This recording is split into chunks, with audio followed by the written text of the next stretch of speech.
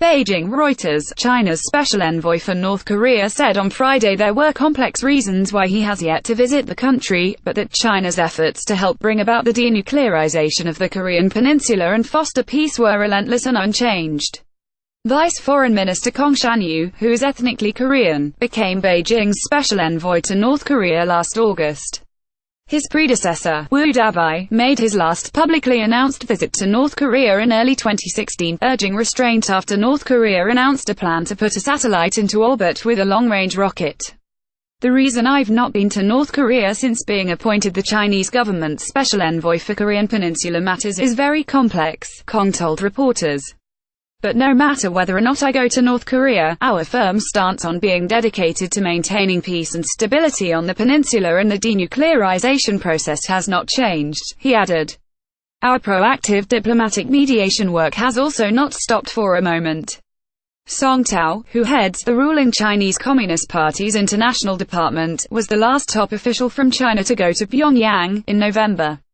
Song was there to discuss the outcome of a party congress in China, and statements from both countries made no mention of the nuclear crisis. North Korea has shown less and less interest in dealing with China diplomatically over its weapons program, listening to Beijing's pleas. China is North Korea's closest ally, but it has been infuriated by the North's repeated missile and nuclear tests and has signed up for increasingly tough UN sanctions on the isolated nation.